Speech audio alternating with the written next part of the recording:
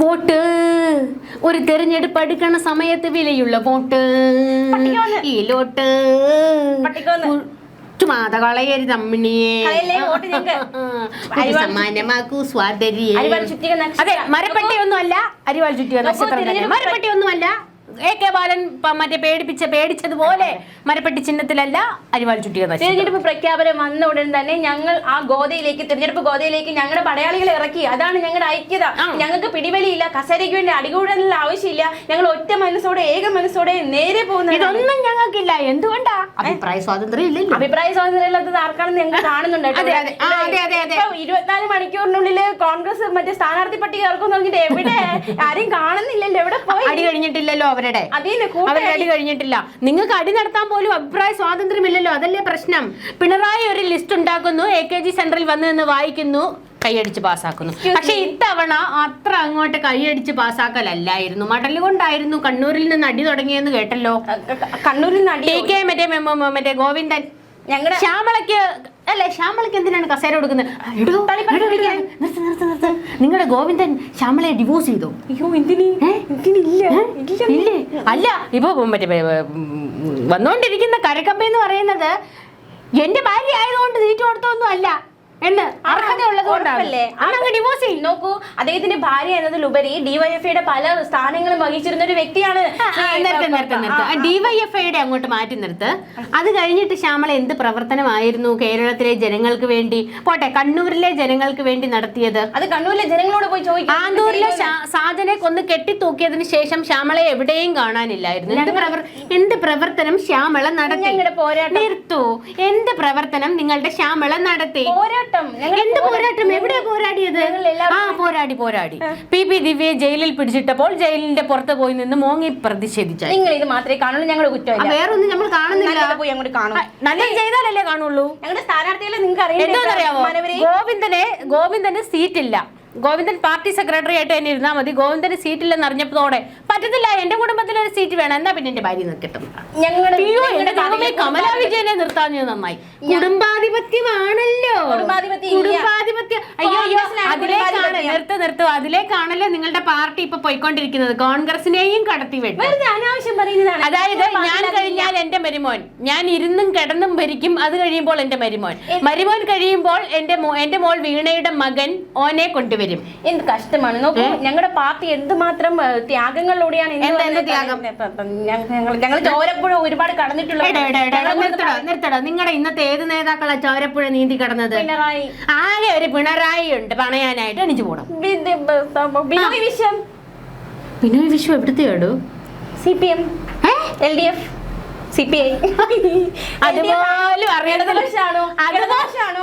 കിടന്ന വശത്തിന്റെ കാര്യമല്ല. നിങ്ങൾ അവിടെ നില്ലേ, നിങ്ങളുടെ പാർട്ടിക്കാരുടെ കാര്യം പറഞ്ഞാൽ പോരെ, CPM-ന്റെ കാര്യം പറഞ്ഞാൽ പോരെ. ഞങ്ങൾ ഇടതുപക്ഷവും ഞങ്ങൾ വേറെ എന്നിട്ട് നിങ്ങൾ അവരെ തിരിഞ്ഞു പോലും നോക്കാറില്ലല്ലോ. മാനവരെ അങ്ങോട്ട് മാറി. പ്രധാനപ്പെട്ട മണ്ഡലങ്ങളിൽ A ക്ലാസ് മണ്ഡലങ്ങളിലെ പോരാട്ടം നിങ്ങൾക്ക് കാണണ്ടേ? നിങ്ങളുടെ നമ്മൾ കണ്ടോണ്ടിരിക്കാം. അയ്യോ, ഇവിടെ പോകട്ടെ. ഞങ്ങൾ ചെങ്ങന്നൂർ ഇറക്കുന്നു, സജി ചെറിയാൻ വീണ്ടും. ഞങ്ങൾ ആറന്മുളയിൽ ഇറക്കുന്നു, വീണ ജോർജ്. പാർട്ടിക്കാരെ എന്നെ തോപ്പിക്കും പത്തനംതിട്ടയിലുള്ളവർ. സഭ ഞങ്ങളെ കൈവിടില്ല കേട്ടോ. വീണ്ടും സഭക്കാരെ പ്രീണിപ്പിക്കാൻ വീണ ജോർജിന്. വീണ്ടും ഇറങ്ങുന്നു KN ബാലഗോപാൽ, വർക്കലയിൽ അഡ്വക്കേറ്റ് V ജോയ്, നേമത്ത് V ശിവൻകുട്ടി. അതാദ്യമേ പ്രഖ്യാപിച്ചായിരുന്നു. അവിടെ വേറെ ആരും ഇല്ലല്ലോ നിൽക്കാനായിട്ട്. വേറെ ആരും ഇല്ലാത്തോണ്ടല്ല. കടകംപള്ളി നിർത്തുന്നുണ്ടല്ലേ? ഉണ്ട്. തെറ്റിപ്പോയി. എവിടെ ചാശനെ പറഞ്ഞു അങ്ങോട്ട്. നിങ്ങളുടെ പട്ടി അങ്ങോട്ട് പറയടോ. കഴക്കൂട്ടത്ത് സ്വർണം കൈയിട്ട് നക്കിയവരെയൊക്കെ ഞങ്ങൾ വീണ്ടും പിന്തുണയ്ക്കും. അതൊന്നും നിങ്ങൾക്ക് ഈ തിരഞ്ഞെടുപ്പ് ഫലം വരുമ്പോൾ നിങ്ങൾക്കറിയാം ശബരിമല സ്വർണ്ണക്കൊള്ള കേസ് ഞങ്ങളെ ബാധിച്ചിട്ടുണ്ടോ ഇല്ലയോ എന്ന്. ഈ കള്ള അപവാദമൊക്കെ ഞങ്ങൾ കരുവന്നൂർ ഇടപെടലും വിഴുങ്ങിയ AC മൊയ്തീന് സീറ്റ് ഉണ്ട് കൊടുത്തു. ശരിയാ. കരുവന്നൂര് വെട്ടി മൂക്കി നക്കിയതിന് പിന്നെ നക്കാനും മുക്കാനും കഴിവുള്ളവരെ വീണ്ടും അധികാരത്തിൽ എത്തിക്കുന്നുണ്ട്. പിന്നെ പറയൂ. പിന്നെ പ്രത്യേകിച്ച് ബാലുശ്ശേരിയിൽ മറ്റേ ആര്യ രാജേന്ദ്രന്റെ ഭർത്താവുണ്ടല്ലേ? അശനെ തലശ്ശേരിയിലാണ് A ക്ലാസ് പോരാട്ടം നടക്കാൻ പോകുന്നത്. കാരായി രാജൻ ഗുണ്ട വെട്ട് കുത്ത് കുന്നംകുളം ഗുണ്ട ബിനു അല്ല ഗുണ്ട കാരായി രാജൻ. അങ്ങനെയൊന്നുമല്ല. ശക്തമായ പോരാട്ടമായിരുന്നു. ഫസൽ വധക്കേസിലെ പ്രതിയാ. ശക്തമായ പോരാട്ടമായിരുന്നു. മനവരി ധർമ്മടത്ത് അതല്ല പറഞ്ഞത്, കുഞ്ഞനന്ദൻ ഇവരുടെ മറ്റേ പുണ്യാളനാണെന്ന് പറഞ്ഞ ആൾക്കാരാണല്ലോ. അപ്പൊ പിന്നെ കാരായി രാജനെയൊക്കെ ഇവര് ഉയർത്തിപ്പിടിക്കുന്നതിൽ അത്ഭുതപ്പെടാനില്ല. മുഖ്യമന്ത്രി വരെ അറിയാമോ? ധർമ്മടത്ത്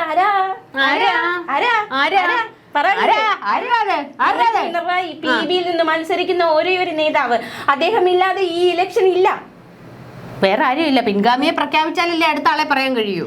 തൃപ്പൂണിത്തുറയിൽ K ഉണ്ണികൃഷ്ണൻ, കോതമംഗലത്ത് ആന്റണി ജോൺ, ഉടുമ്പൻചോലയിൽ KK ജയചന്ദ്രൻ. അയ്യോ, എം എം മണിയെ തേച്ചു.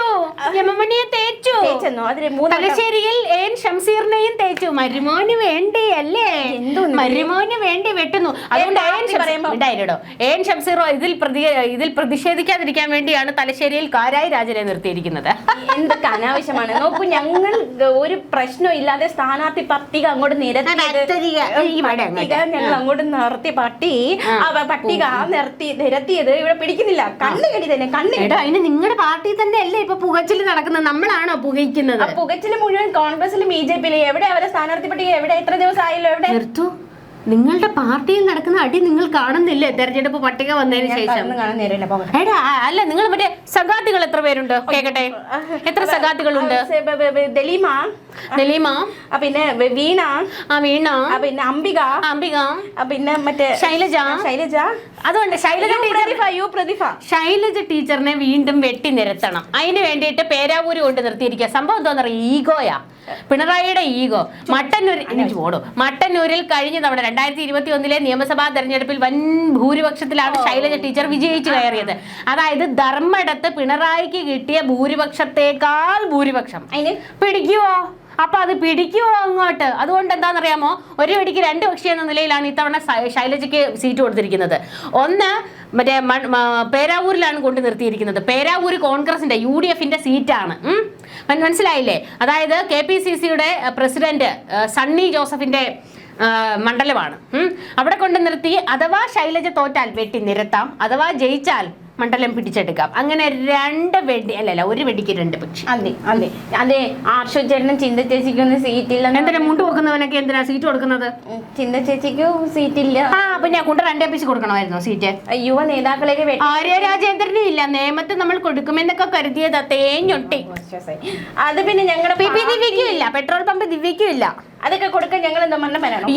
അയ്യോ ഇത് ആരുതല്ലല്ലോ നമ്മൾ കണ്ടോണ്ടിരുന്നത്. അതായത് ഈ നവീൻ ബാബു വിഷയം വന്നില്ലായിരുന്നെങ്കിൽ PP ദിവ്യക്ക് സീറ്റ് ഉറപ്പായിരുന്നേനെ. പക്ഷെ കയ്യിലിരിപ്പ് കൊണ്ട് മൂലയിലായി. ആര്യ രാജേന്ദ്രന്റെ കാര്യത്തിലേക്ക് വരുമ്പോഴത്തേക്ക് നിയമം ഒന്ന് നോക്കിയതാ, കിട്ടിയില്ല. നിയമത്തെ ശിവൻകുട്ടി ആര്യ രാജേന്ദ്രനെയും തേച്ചു.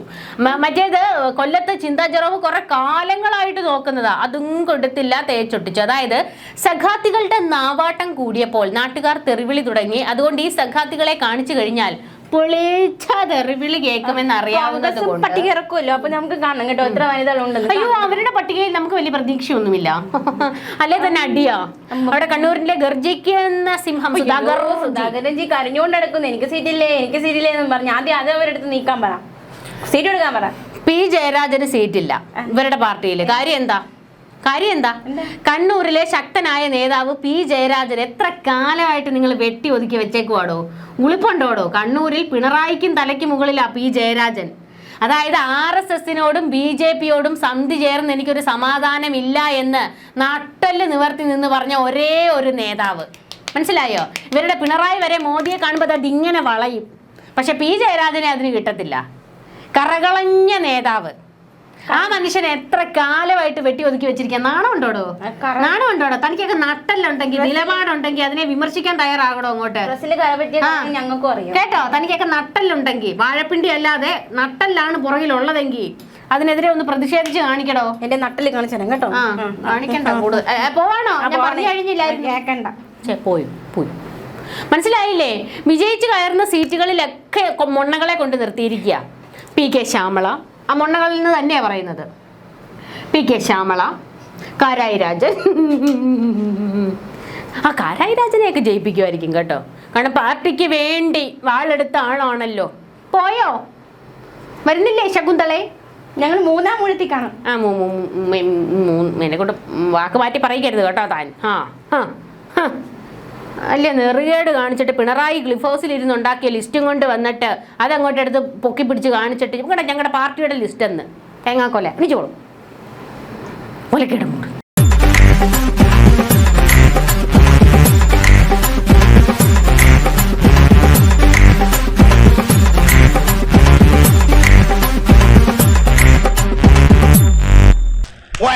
ഒലക്കര മൂട്